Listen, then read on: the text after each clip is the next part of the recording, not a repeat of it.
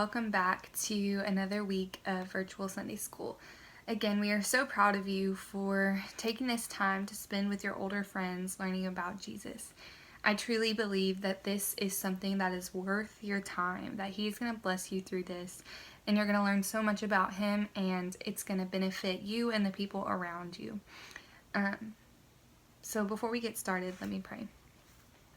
Dear Jesus, I thank you for the sunshine and the warm weather, things that remind us that you're in control and you love us and you care about us. God, I pray that you would use this video to speak to my high school friends and my middle school friends. God, that you would teach them something about yourself. God, help us to look more like you. I pray that you would continue to give us peace and joy and comfort during this weird time, God, that we would remember that you're always with us and we're not alone. And God, I pray that you would keep us safe and healthy, and the people that we love safe and healthy, God. And we thank you for who you are and all that you're doing around the world and in our lives. It's in your name we pray. Amen.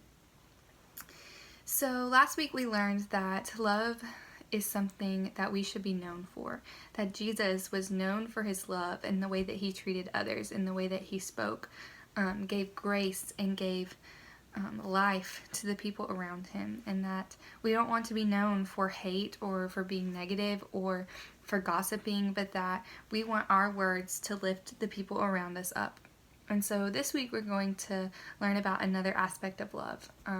In Galatians 6:1, Paul writes, "Dear brothers and sisters, if another believer is overcome by some sin, you who are godly should gently and humbly help that person back onto the right path, and be careful not to fall into the same temptation yourself."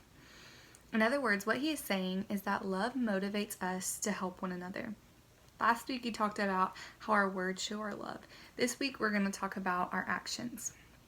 So have you ever been thankful for one of your friends when they gave you a heads up, like, hey, you have food in your mouth, or XYZ, examine your zipper? While it may have been a little embarrassing at first, you were probably super grateful that they told you before you saw even more people. Have you ever been on the other side where you had to tell someone something uncomfortable? And has it ever been about something maybe a little bigger or a little more serious, like talking to a friend about a relationship that you don't think is good for them, or confronting someone about decisions they're making that are hurting themselves or others? Speaking up in those types of situations is hard, and maybe we're afraid to ruin the friendship. Maybe we've done the same thing and we don't feel like we have the right to say something. Maybe you don't think that the person is going to listen. Maybe you don't know what to say and you don't know how to say it even if you did. Maybe you have the opposite problem and you're way too excited to tell someone straight up how it is. Maybe how you do that, though, turns people off from listening. Remember, the focus is love. So, how do we do this? How do we communicate love even in the toughest situations? How can we love the people around us through their struggles? Again, what Paul says is, "Dear brothers and sisters, if another believer is overcome by sin, you who are godly should gently and humbly help that person back onto the right path, and be careful not to fall into the same temptation yourself." So what Paul is saying is that if you have any friends who share the same values, if they claim to be a Christian, if they go to church, but they do something that is harmful or they slip up, it's your responsibility to help that person get back on the right track. In other words, he's saying you and I should do more than just having a conversation with that person. Don't just walk up to them and say, hey, you're feeling really stupid right now, or hey, you're not making good decisions right now, or I don't really like you right now. That shouldn't be all that we do, and maybe shouldn't be what we do, but we should help them through that. Tell them, hey, I don't know if you notice, but you're kind of being hurtful right now, and if you need help, I'm here for you. Say your friend has a big soccer game coming up.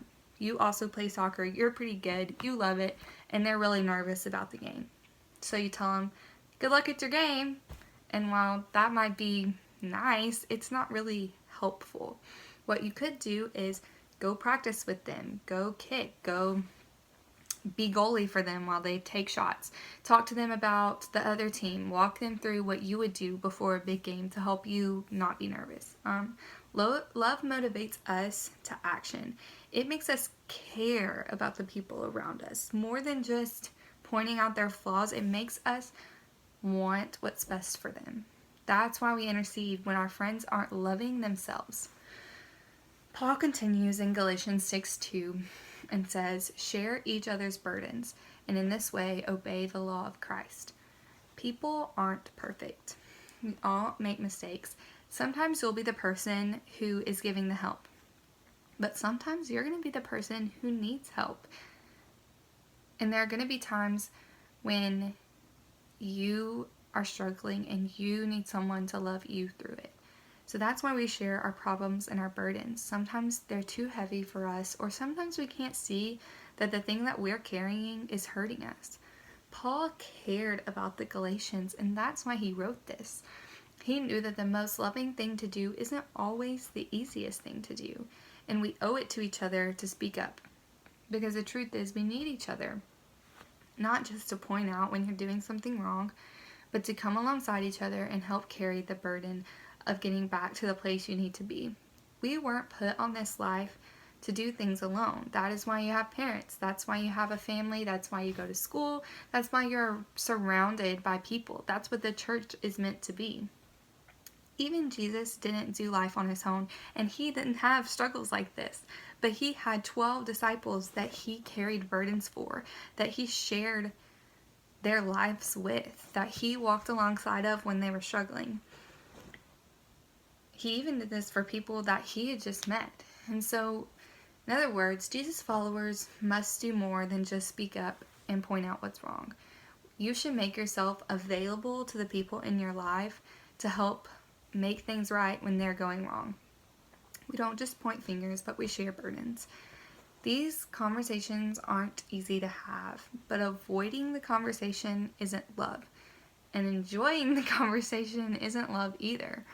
And so, this is what makes relationships real and authentic. When you can have these conversations with your friends, when you can show them that you care more about having a good time at school, having a good time on the soccer field, when you can show them that you care about their life, their future, when you can show them that you're willing to help them during their hard times, that's what makes a relationship real. And that's when you get to have real, authentic friendships, which is really, really awesome. And so the practical application of this is to let love be your filter. Maybe through this lesson, you've thought of someone that you need to have such a hard conversation with. Someone who maybe you're avoiding talking to because they aren't making the best decisions. Maybe someone that you're kind of mad at because they aren't making decisions that you make. Or maybe you thought of someone who you had a hard conversation like this with, but the way you went about it was really wrong and they didn't listen and you need to ask for forgiveness. And so how we can do this is to let love be your filter. You know about filters, Snapchat filters, Instagram filters. They make what you see look different.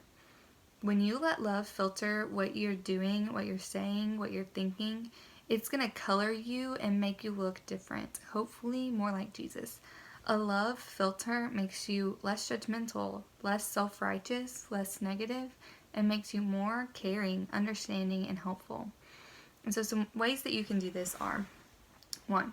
Let love filter your involvement.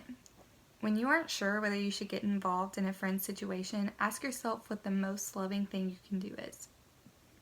This will check your motives and remind you to be rooted in love. If you aren't sure what the most loving thing to do is, ask a friend, ask an adult, ask a small group leader, or someone you trust. And then they can help you decide what you should do and what the most loving thing is. 2, let love filter your words. Ask yourself how you would want to be spoken to if you were in this situation. Make sure you aren't tearing down, but that your words are giving grace and patience. This isn't about making someone feel bad or wrong. It's about sharing their burdens and their struggles. 3, Let love filter your actions and reactions. If you have a hard conversation, chances are your friend's going to need a little bit more than just some loving words. They're going to need your help. Let love filter what you choose to do. Ask yourself what you would want a friend to do in this situation. Maybe you want them to hang out with you more, so you're surrounded by someone who loves you. Maybe you would want them to keep their phone close to them so you can text them if you're thinking about it or worrying about the situation. Maybe you would want them to go with you to talk to your parent or someone in your life that would be kind of scary to talk to, and you would just want them to come with you to make you feel better about it. If you filter your actions with love, you will be known for your love like Jesus was. It will make you look more like Jesus. So this week, let love be a priority in your life. Let it filter what you say and do so that you can help the people around you through their struggles. You would want someone to love you like that. You would want someone to care enough about you to help you see when you're doing something that's hurting you or hurting others. You would want someone to not only tell you that, but to be there for you and to not judge you through it, but to actually want to help you get back to a better place. And so if that's what you want for yourself, then you should be that for others.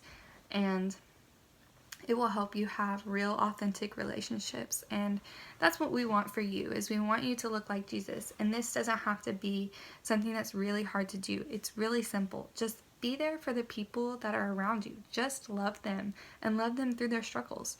Even when they're making mistakes, even when they're making decisions that you wouldn't make, love them through it and just be there for it. It doesn't have to be complicated.